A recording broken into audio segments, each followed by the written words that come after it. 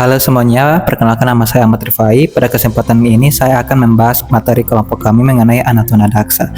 Pembahasan ini meliputi pengertian, ciri-ciri faktor penyebab, serta strategi dan model pembelajaran yang sesuai bagi Anatuna Daksa. Materi ini disusun berdasarkan kajian teoritis serta hasil observasi kami pada saat melihat di internet. Oke, jadi untuk sebagai awal pembahasan, saya akan menjelaskan terlebih dahulu pengertian tuna daksa.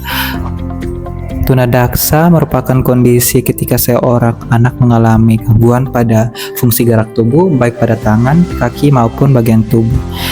Gangguan ini dapat terjadi sejak lahir ataupun disebabkan oleh penyakit dan juga kecelakaan.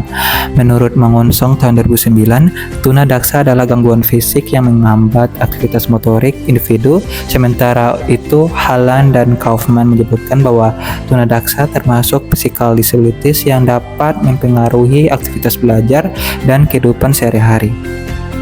Meskipun demikian, sebagian besar anak tuna daksa memiliki kemampuan intelektual yang berada pada rentang normal, sehingga mereka tetap mampu belajar dan berprestasi apabila mendapatkan pelayanan pendidikan yang sesuai.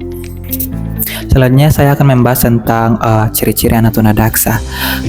Jadi anak tuna daksa, ciri-ciri anak tuna daksa itu dapat dilihat dari aspek yang pertama fisik, yang kedua psikologis dan akademik, dan terakhir serta sosial dan emosional. Yang pertama dari aspek fisik, anak tuna daksa dapat mengalami kelainan pada alat gerak seperti tangan, kaki, atau tulang belakang. Selain itu, koordinasi gerak tubuh seringkali terbatas sehingga aktivitas fisik membutuhkan waktu lebih lama atau bantuan tertentu. Yang kedua dari aspek psikologis dan akademik. Secara umum, kemampuan kognitif anak tuna daksa berada pada kategori normal. Namun, proses belajar dapat terhambat oleh keterbatasan fisik, misalnya saat menulis, mengikuti praktek, atau kegiatan yang menuntut gerakan tubuh. Dan yang terakhir yaitu dari aspek sosial dan emosional. Anak tuna daksa dapat menunjukkan rasa kurang percaya diri atau ketergantungan pada orang lain. Akan tetapi dalam lingkungan yang menerima dan mendukung, mereka dapat berkembang menjadi individu yang mandiri dan percaya diri. Setelah mengetahui ciri-cirinya, selanjutnya saya akan menjelaskan faktor-faktor penyebab terjadinya tuna daksa. Oke, jadi penyebab tuna daksa menurut Mangunsong tahun 2009 serta Hallan dan Kaufman, faktor penyebab tuna daksa dibagi menjadi 3 tahap. Yang pertama, faktor prenatal atau sebelum kelahiran. Faktor ini berkaitan dengan kondisi ibu selama kehamilan seperti infeksi, kekurangan gizi, paparan zat berbahaya, serta faktor genetik. Yang kedua, faktor natal atau saat kelahiran. Pada tahap ini, kecacatan dapat terjadi akibat proses persalinan yang bermasalah seperti kekurangan oksigen atau cedera saat kelahiran. Dan yang ketiga, faktor postnatal atau setelah kelahiran. Faktor ini umumnya disebabkan oleh penyakit atau kecelakaan, misalnya polio atau meningitis atau cedera fisik. Oke, sekarang kita masuk pada strategi pembelajaran bagi anak tuna daksa. Menurut Fryen dan Bersuk tahun 2015, pembelajaran bagi anak tuna daksa harus bersifat individual dan adaptif karena keterbatasan fisik setiap anak-anak berbeda-beda. Jadi itu terbagi menjadi 5. Yang pertama, 1. Individual instruction adalah pembelajaran individual berdasarkan teori individualisasi. Jadi setiap anak memiliki kemampuan fisik dan kognitif yang tidak sama. Karena itu, guru perlu menyesuaikan tempo, alat ajar, dan juga tugas sesuai kebutuhan masing-masing siswa. Contohnya misalnya ketika siswa membutuhkan waktu ekstra untuk menulis atau mengerjakan tugas, guru memberikan durasi tambahan atau alternatif tugas. Yang kedua, task analysis.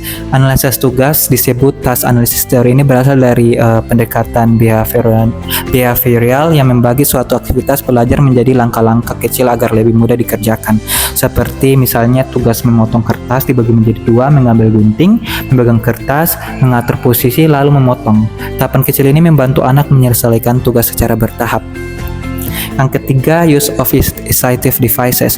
Penggunaan alat bantu. Strategi berikutnya adalah penggunaan alat bantu. Dalam teori pendidikan inklusif berdasarkan Permendas nomor 70 tahun 2009, alat bantu seperti kursi roda, meja rendah, alat tulis adaptif, komputer modifikasi, hingga alat penyangga itu merupakan hak bagi anak kebutuhan khusus. Seperti tampilan ilustrasi alat bantu dalam kelas contohnya. Yang keempat, cooperative learning. Pembelajaran kooperatif. Strategi keempat adalah pembelajaran kooperatif. Menurut Johnson dan Johnson tahun 1999, pembelajaran kelompok dapat meningkatkan interaksi sosial, rasa percaya diri, serta kerjasama antar siswa. Seperti contoh dalam kegiatan kelompok, anak tuna daksa berkontribusi sesuai kemampuannya. Misalnya menyampaikan ide atau mengamati proses, sementara teman lain itu membantu bagian fisiknya. Dan yang kelima, yang terakhir yaitu environmental modification.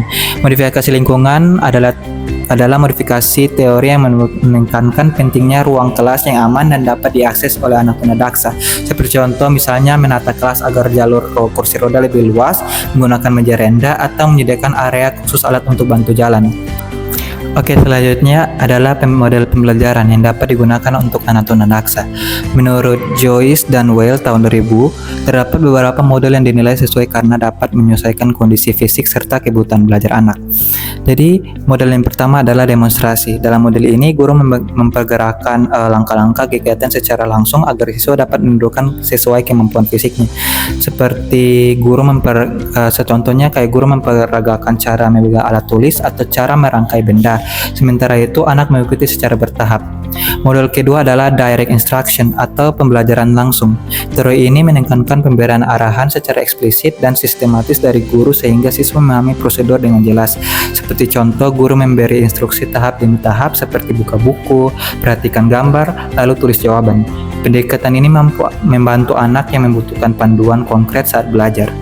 Model berikutnya adalah Project Based Learning atau PBL. Berdasarkan teori konstruktivisme dari John Dewey, model ini mengajak anak belajar melalui pengalaman nyata dan menghasilkan sebuah proyek. Seperti misalnya membuat kerajinan sederhana, merawat tanaman, atau membuat poster. Dalam prosesnya, anak menggunakan keterampilan motorik sesuai kemampuan masing-masing.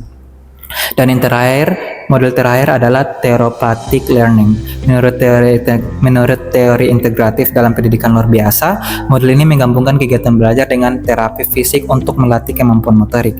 Seperti contoh misalnya kegiatan menggambar sambil melatih otot tangan atau permainan sederhana yang membantu koordinasi tubuh. Oke, jadi sekian dari penjelasan saya. Terima kasih.